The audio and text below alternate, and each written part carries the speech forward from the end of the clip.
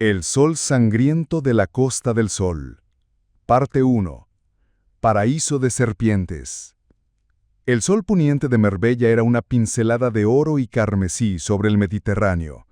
En Puerto Banús, el aire olía a sal, a bronceador caro y a una riqueza tan descarada que resultaba casi obscena. Yates que valían más que pequeños países se mecían suavemente en sus amarres, sus cubiertas pobladas por gente hermosa que bebía champán sin preocuparse por el mañana. Pero bajo esa superficie dorada, en las sombras de las calles traseras y en los reservados de los restaurantes de lujo, se movía un mundo diferente, un mundo de susurros, deudas y violencia. Alejandro Vargas, conocido en ese submundo como el Halcón, era el rey de esa frontera. Sentado en la mejor mesa de una terraza exclusiva, su calma era un océano en comparación con el tembloroso nerviosismo de Javier, el propietario de hotel sentado frente a él. La mano de Javier temblaba tanto que el hielo de su vaso tintineaba como una campana de advertencia. «Señor Vargas, por favor, tiene que entenderme», suplicó Javier en un susurro. «Los impuestos, los proveedores, la temporada ha sido un desastre. Este mes, la contribución de seguridad, solo puedo darle la mitad. Le juro que el mes que viene...» Alejandro ni siquiera parpadeó.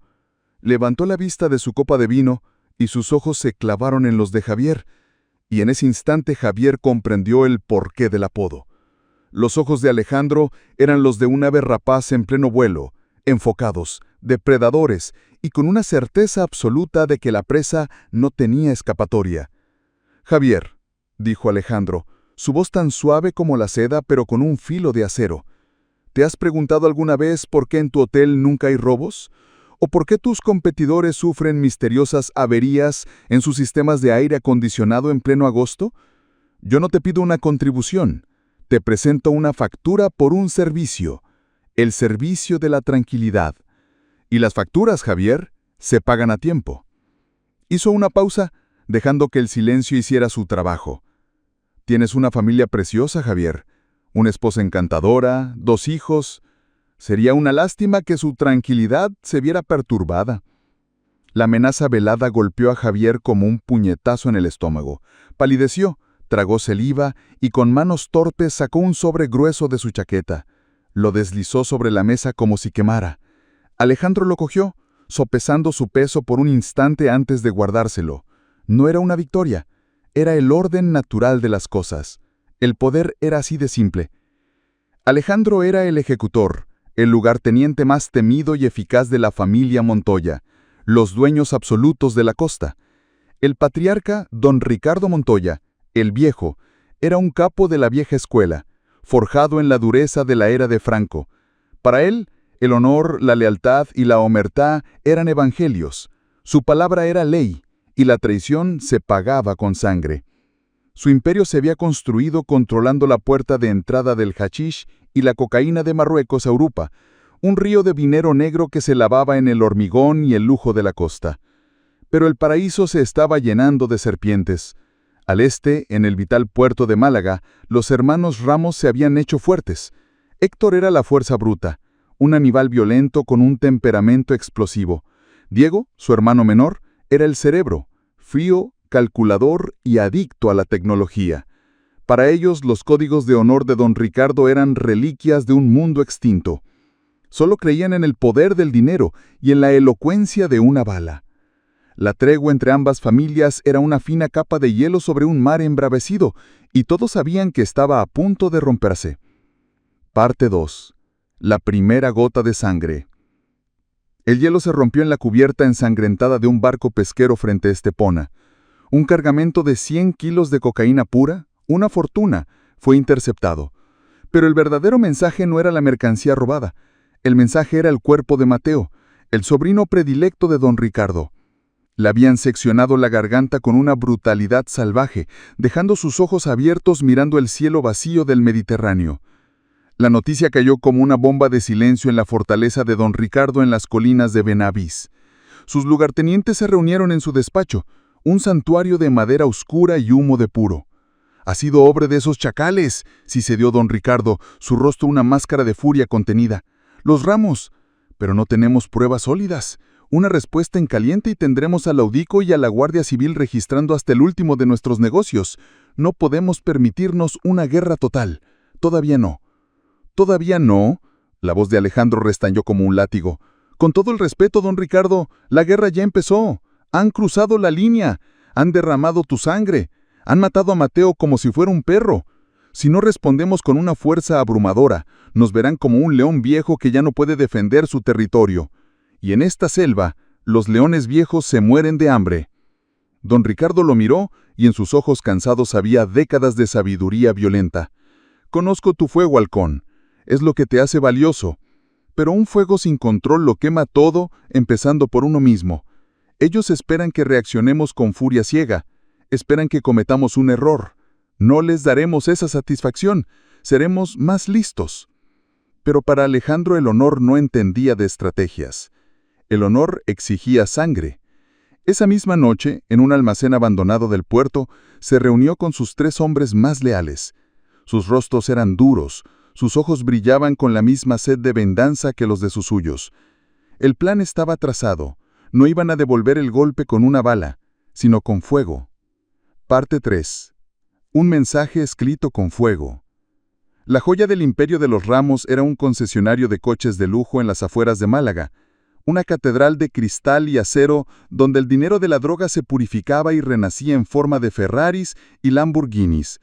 La obsesión personal de Héctor Ramos era un Ferrari 250 GTO de 1962, una leyenda de color rojo sangre. Bajo el manto de la noche, el equipo de Alejandro se movió como fantasmas. Desactivaron un sistema de seguridad de última generación gracias a un antiguo técnico que ahora trabajaba para ellos. La tensión era palpable cuando una alarma silenciosa se activó durante 3 segundos que parecieron una eternidad antes de que el técnico la anulara desde su portátil. Dentro, el olor a cuero caro y a cera de pulir fue reemplazado por el penetrante hedor de gasolina. Alejandro virtió personalmente el último bidón sobre el capó del Ferrari de Héctor. «Por Mateo», susurró, y lanzó el cipo encendido. Las llamas rugieron, un infierno instantáneo que devoró millones de euros en segundos. La explosión de los cristales fue la única banda sonora de su ida. A la mañana siguiente, la columna de humo negro que se alzaba sobre Málaga era un titular que todo el submundo supo leer. La familia Montoya no dormía, y las garras del halcón quemaban. La respuesta de los Ramos fue brutal y sin honor. Una semana después, un coche bomba explotó frente a un chiringuito en Marbella, una propiedad de los Montoya. Murieron 2 sicarios de bajo nivel, pero también una pareja de turistas alemanes que celebraban su aniversario. La guerra había salpicado a los inocentes. La costa ya no era un paraíso, era un campo de batalla. Parte 4. El veneno de la duda. La guerra se convirtió en una sangría lenta y cruel. Emboscadas, ejecuciones, traiciones. Alejandro sentía que luchaba contra fantasmas. En una operación para interceptar un pago, cayeron en una trampa. Perdió a Rico, su amigo de infancia, que murió en sus brazos mientras le pedía que cuidara de su familia. Los Ramos parecían saber cada uno de sus movimientos. La paranoia, un veneno frío comenzó a extenderse por sus venas. No podía haber otra explicación. Había un chivato, un traidor en su círculo más íntimo. Con don Ricardo cada vez más apartado, consumido por el dolor y la edad, la responsabilidad de limpiar la casa recayó sobre Alejandro. Diseñó una trampa diabólica, una prueba de lealtad definitiva. Convocó por separado a sus 3 lugartenientes más importantes. A cada uno le dio una información falsa y tentadora, pero la más jugosa se la reservó a Vicente, la mano derecha de don Ricardo durante 30 años, un hombre cuya lealtad se había podrido por el resentimiento de ver cómo un joven como Alejandro le había adelantado. Le habló de un pago masivo en efectivo que llegaría en un contenedor al puerto de Algeciras. Esa noche, mientras los sicarios de los Ramos asaltaban el contenedor equivocado y se encontraban con una emboscada de la Guardia Civil, a quienes Alejandro había alertado con una llamada anónima, Alejandro se enfrentó a Vicente en la villa de don Ricardo. «¿Por qué, Vicente? ¿Por qué?», preguntó Alejandro. Su voz era un susurro mortal. Vicente, un hombre roto, confesó entre llantos, deudas de juego, envidia, la sensación de haber sido menospreciado.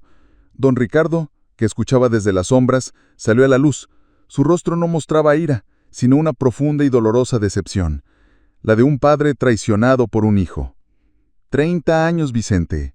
Comiste en mi mesa. Te traté como un hermano.